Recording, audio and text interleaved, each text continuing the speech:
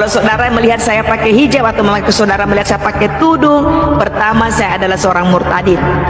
Ingat, saya adalah seorang murtadin, saya orang muslim yang telah percaya kepada Yesus Kristus sebagai Tuhan dan Juru Selamat saya. Dan Tuhan pakai hidup saya untuk memberitakan firman Tuhan.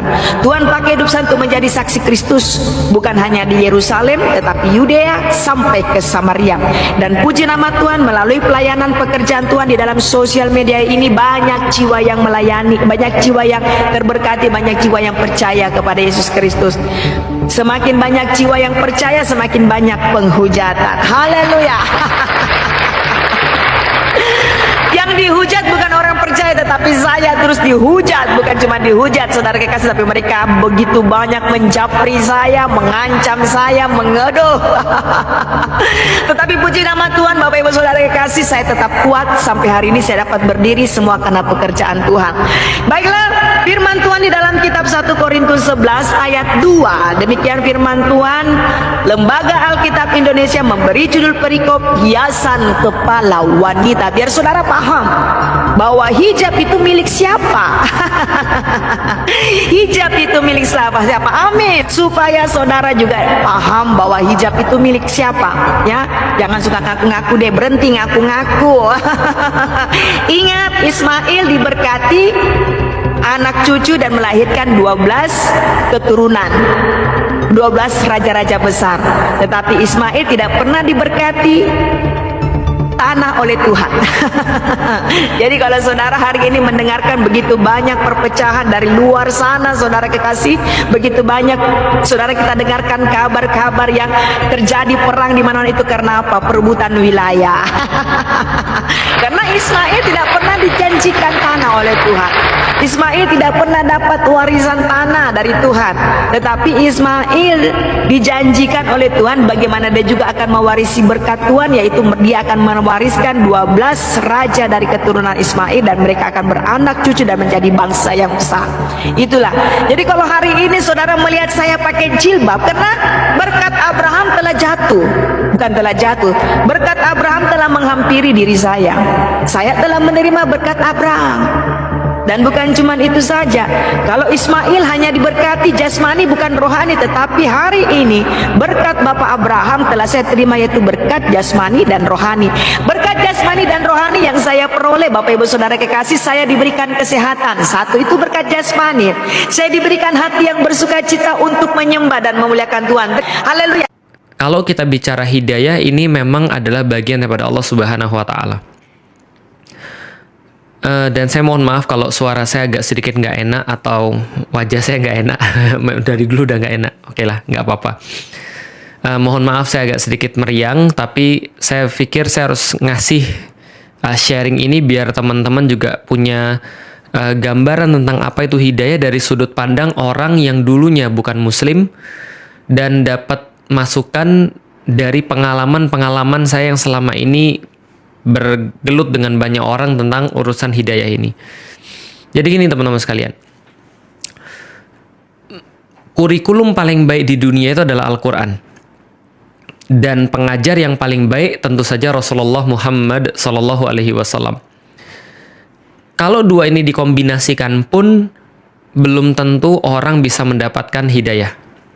Ini terjadi pada Abu Thalib, pamannya Rasulullah Shallallahu Alaihi Wasallam, yang sampai akhir hayatnya pun tidak bisa menerima Islam, tidak mengucapkan 2 kalimat syahadat.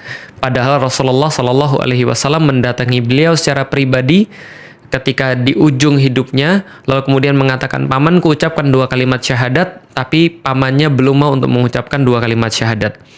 Mengapa? Karena ini adalah hak prerogatif Allah. Sesedih itu kemudian Rasulullah sudah menunjuki banyak sekali manusia, mengajak banyak manusia kepada Islam, mendakwahkan Islam pada seluruh manusia, tapi dia nggak bisa mengislamkan orang yang paling dia sayangi, orang yang termasuk yang paling dia sayangi, yang sudah dianggap seperti orang tuanya. Apa kemudian yang Allah komentari terhadap kejadian pada Rasulullah ini? Allah meringankan Rasulullah dengan kata-kata Allah yang Allah firmankan di dalam Al-Quran, innaka la tahdi man ahbabta.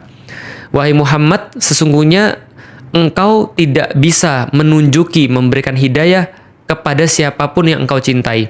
Artinya Allah ingin berkata, wahai Nabi Muhammad, ini bukan salahmu. Bukan karena kamu kurang cakap, bukan kamu kurang hebat, bukan karena kamu kurang akhlak, bukan karena kamu kurang kapabilitasnya, kurang capable, bukan. Tapi ini semua adalah karena aku yang memberikan hidayah itu, bukan manusia. Maka Allah katakan, innaka la tahdi man ahbabta. Engkau tidak menunjukkan hidayah kepada siapapun yang kau cintai. Walakinallah yahdi may yasha. Akan tetapi Allah, dialah yang memberikan hidayah itu kepada siapapun yang dia kehendaki. Wallahu a'lamu bil muhtadin. Dan Allah lebih tahu tentang siapa yang layak mendapatkan hidayah itu. Maka berbahagialah teman-teman sekalian. Kalau Anda sekarang dengar ini dalam keadaan beriman kepada Allah, dalam keadaan ditunjuki oleh Allah di dalam Islam, dimudahkan dada Anda di dalam Islam, bersyukurlah pada Allah, karena nggak semua orang mendapatkan privilege itu. Nggak semua orang mendapatkan karunia itu. Ada orang yang kata Allah disempitkan hatinya di dalam Islam. Disempitkan hatinya daripada memeluk Islam. Karena dia melihat apapun Islam seolah-olah salah. Dia melihat Islam seolah-olah kemudian menjijikkan. Dan dia nggak berhenti untuk menyerang Islam. Ada orang-orang yang kemudian seperti itu.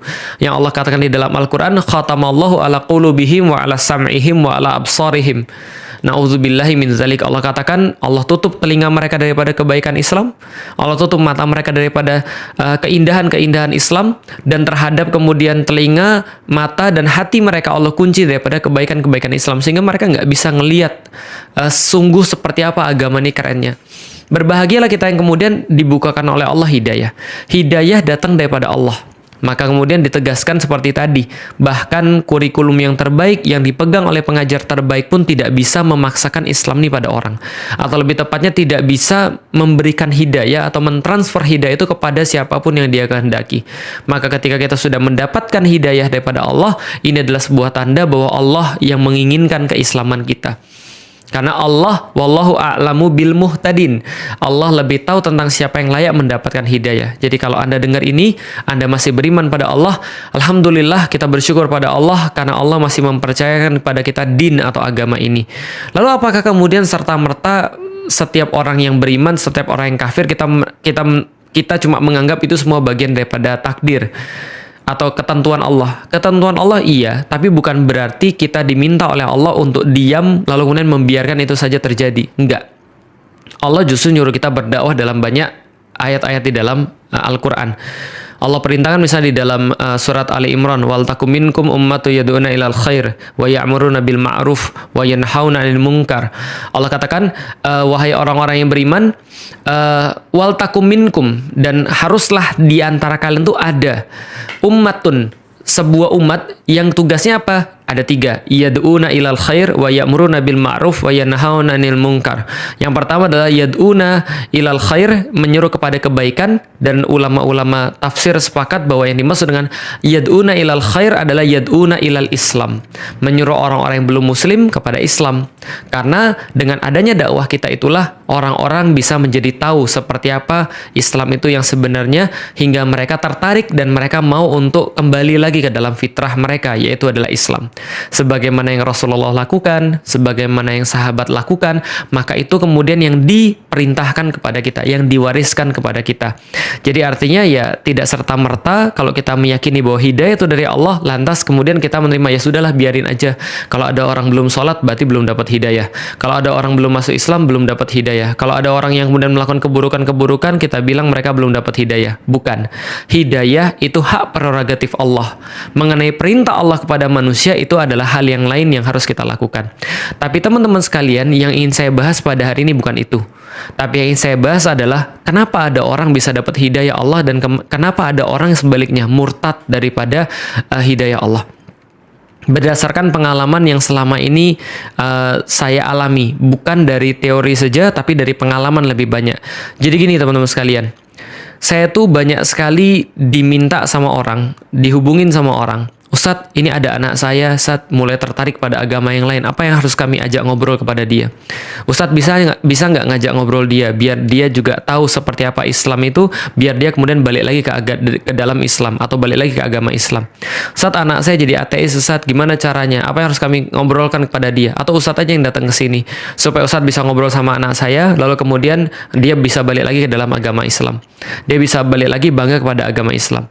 Dan pertanyaan-pertanyaan serta permintaan permintaan yang sama. Ada lagi kemudian yang berkata, Ustadz bisa nggak ketemu dengan pacar saya? Lah kenapa? Kami mau menikah Ustadz. Coba Ustadz bimbing dia agar dia bisa masuk dalam Islam. Seolah-olah Ustadz itu atau orang yang mu'alaf itu seolah-olah seperti tukang sihir gitu ya. Bim salah bim, abrakadabra, langsung bisa orang tuh masuk Islam. Saya kadang-kadang juga miris, kadang-kadang juga nelan ludah lalu kemudian ketawa. Kenapa? Karena bapak saya juga belum masuk Islam. Andai kan saya punya formula kayak begitu, mungkin saya akan perlakuan pada bapak saya, ibu saya dulu sebelum pada orang yang lain. Tapi ibu dan bapak saya belum masuk Islam. Saya nggak punya kekuatan itu, saya nggak punya magic itu. Yang bisa saya lakukan hanyalah menyampaikan Islam sebaik-baiknya dan tidak tentu bisa kemudian ngajak orang balik lagi dalam agama Islam atau ngajak orang yang dari bukan muslim masuk ke dalam agama Islam. Nggak gitu cara kerjanya. Lalu kalau gitu gimana cara menempatkan ini? Jadi gini teman sekalian, kalau yang saya alami, kalau ada orang yang dia itu kemudian mulai nakal, lalu kemudian nyicip ke arah-arah yang bukan Islam, nyoba-nyoba untuk murtad atau sudah murtad atau di dalam Islam tapi pemikirannya liberal dan seterusnya. Pertama-tama ini adalah yang harus dilakukan, introspeksilah kedua orang tuanya. Kenapa? Karena Rasulullah Shallallahu Alaihi Wasallam sudah menyampaikan itu, seluruh anak itu lahir dalam keadaan fitrah, lahir dalam keadaan Islam. Kemudian orang tuanya lah yang membentuk dia jadi apa? Jadi Nasranikah? Jadi Majusikah? Jadi Yahudikah? Atau tetap di dalam fitrah Islam? Orang tua yang membentuk dia. Maka pertama-tama adalah saya berat banget untuk menyampaikan, tapi ini harus saya sampaikan. Bukan hanya pada yang bermasalah, tapi yang sekarang belum bermasalah, agar mereka tahu bahwa mereka punya saham yang sangat besar bagi anak-anaknya. Bahwa mereka punya saham yang sangat besar bagi anak-anaknya sekarang melakukan suatu hal yang mungkin nggak mereka suka. Introspeksi orang tuanya. Di mana nyekolahin dia pas waktu kecil? Apa yang diajarin kepada anak-anaknya ketika masih kecil? Bagaimana orang tuanya mencontohkan pada dia ketika masih kecil? Seberapa besar anak ini dibawa pada agamanya ketika anak-anak ini masih kecil? Oh, kami peduli kok sama dia dan segala macam. Enggak mas, pasti ada sesuatu yang salah. Enggak mbak, pasti ada sesuatu yang salah. Tapi itu ada anak kiai juga pernah ada yang murtad. Iya, tapi kasusnya tuh enggak banyak. Kasus kayak saya, lahir daripada keluarga non-muslim, lalu kemudian belajar Islam, lalu kemudian pindah agama. Itu enggak banyak. Apalagi kasus yang sebaliknya. Dari kemudian yang muslim taat misalnya, lalu kemudian jadi dalam agama yang lain, nggak banyak. Kenapa? Karena kalau orang sudah benar-benar dapat Islam, itu akan sangat sulit keluar daripada Islam. Kalau dia benar-benar dapat yang benar diajarin dari kecil. Nauzubillahi min dzalik, mudah-mudahan kita terhindar daripada yang demikian. Tapi ini cuma kata-kata introspeksi orang tuanya. Saya nggak mengatakan orang tuanya pasti salah. Tapi kadang-kadang yang saya melihat adalah orang tuanya nggak ngajarin anak ini secara proper. Yang paling banyak anak-anak ini tidak diawasi pergaulannya. Dia bergaul dengan orang-orang yang nggak beriman, bukan hanya nggak beriman, tapi justru membangkang, ateis. Lalu kemudian anak-anak ini yang masih polos harus belajar tentang Islam, dimasukin tentang perkara-perkara yang salah, sehingga pemikirannya jadi liberal, sehingga pemikirannya kemudian jadi tidak Islami. Ketika pemikirannya tidak Islami, yang ngisi siapa? Yang ngisi adalah orang-orang selain orang tuanya. Jadi ini introspeksi yang pertama. Yang kedua teman-teman sekalian, kalau kita melihat kasus-kasus seperti ini, maka ada orang itu yang ketika mereka masih mau diajak diskusi dan ada orang yang nggak mau diajak diskusi. Kalau masih mau diajak diskusi, kita masih bisa kemudian untuk nyampein beberapa argumen pada dia, menyampaikan beberapa bukti kepada dia, menyampaikan diskusi pada dia. Ayo kita diskusi. Kenapa kamu nggak suka Islam? Kenapa kamu bilang bahwa Islam ini agama yang tidak toleran? Kenapa kamu bilang Islam ini adalah agama yang sadis? Ayo kita diskusi. Apa kemudian bagian mana yang kemudian kamu protes di dalam Islam? Ini coba kalau saya seandainya mampu untuk menjawab, saya coba jawab. Kalau masih bisa diajak diskusi, sebagian besar itu balik lagi ke dalam agama Islam. Sebagian besar kemudian mengakui, oh ya berarti memang saya khilaf. Tapi kalau sudah nggak mau diskusi, maka siapapun yang diskusi itu percuma. Mau Felix Xiao, bahkan Rasulullah Shallallahu Alaihi Wasallam itu aja tidak bisa meyakinkan pamannya. Karena kenapa? Karena sudah menutup hatinya sendiri. Jadi sebenarnya sebelum Allah menutup hatinya, mereka duluan yang menutup hati mereka sendiri. Maka Allah katakan di dalam Al-Quran, Wallahu la yahdil qaumal kafirin. Allah tidak bakal menunjuki orang-orang yang kafir. Kenapa? Karena kafir artinya menutupi dirinya. Jadi kalau ibarat ada jendela, dia nutup jendelanya. Gimana cahaya bisa masuk? Cahayanya sudah ada di sana. It's already already there. Tergantung dia mau buka atau tidak sebenarnya. Nah, jadi itu yang kedua. Ada orang yang setelah dia menjauh daripada Islam, dia nggak mau diajak diskusi. Ada yang masih mau diajak diskusi. Yang masih mau diajak diskusi, masih bisa kita diskusikan. Yang kayak gini-gini oke lah. Tapi kalau yang sudah nggak mau diajak diskusi, maka didatengin siapapun, dia nggak akan respect. Dia nggak akan mau. Yang paling bagus ini adalah orang tuanya yang kemudian datang pada dia, ngajak ngobrol dia, ngajak diskusi sama dia, selaku orang yang harusnya paling dekat sama dia. Tapi orang tuanya bilang, wah kami nggak dekat, Ustaz. Kami nggak bisa ngajak dia diskusi, dia nutup diri daripada kami. Itulah yang saya sampaikan. Berarti ada yang salah dalam metode pendidikan kita. Saya introspeksi tiap hari pada diri saya sendiri, pada anak-anak saya. Saya belum sukses teman-teman sekalian, tapi saya meyakini, andaikan kemudian kita nggak dekat sama anak-anak kita, there is something wrong. Ada sesuatu yang salah pada kita, yaitu kita nggak bisa kemudian menjadi teman bagi mereka, nggak bisa jadi tempat curhat bagi mereka. Saya nggak nyalain siapapun, saya takut banget kalau itu terjadi pada saya. Tapi yang pengen saya sampaikan adalah teman-teman sekalian, ini bisa jadi sebuah introspeksi bagi kita sendiri. Balik lagi ke poin pertama, kalau dia nggak bisa dekat sama orang tuanya, kalau dia nggak bisa ngobrol sama orang tuanya, berarti ada sesuatu di situ yang menjadi problem. Nah, kalau gitu apa yang menyebabkan orang murtad? Satu, pendidikan orang tua. Yang kedua, dia nggak bisa berkomunikasi sama orang tuanya, dan dia kemudian punya orang yang lain yang ngajak dia, atau punya teman-temannya yang memberikan masukan-masukan pada dia sehingga dia menjadi yakin.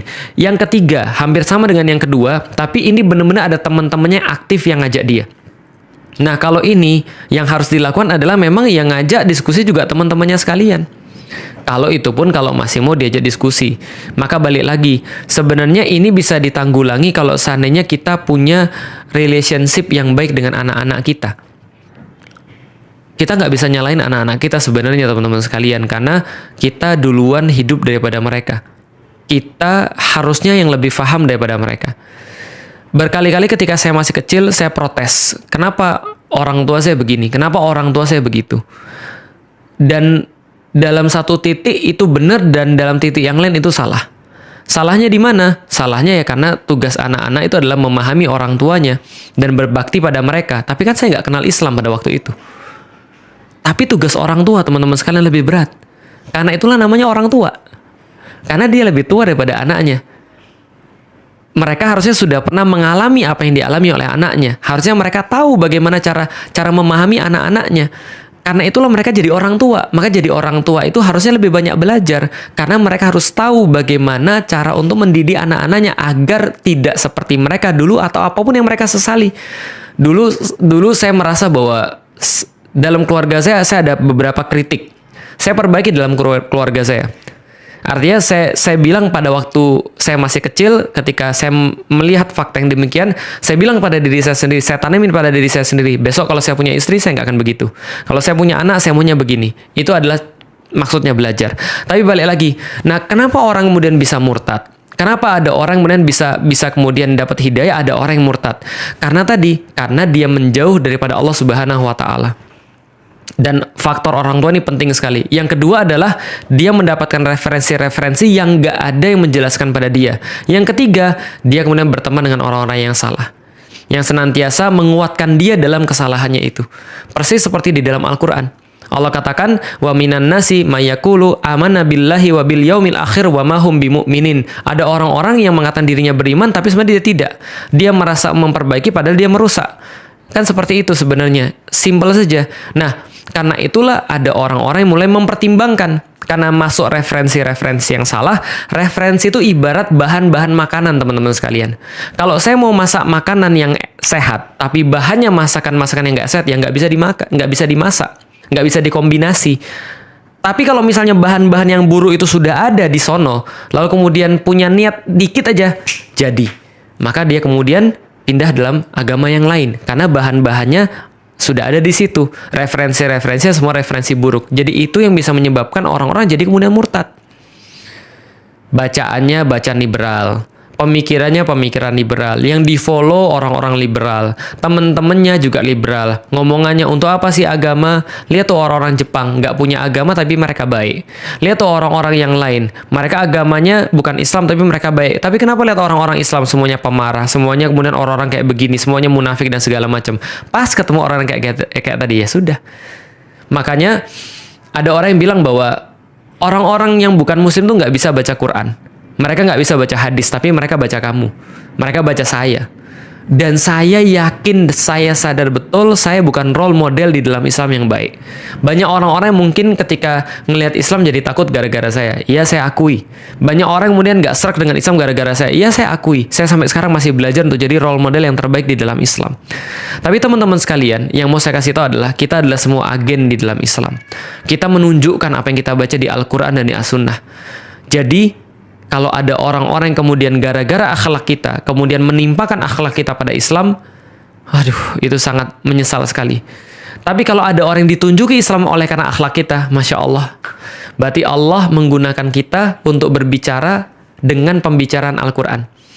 Allah menggunakan kita untuk menjadi wakil Al-Quran dan Al-Hadis. Masya Allah, Alhamdulillah. Balik lagi teman-teman sekalian.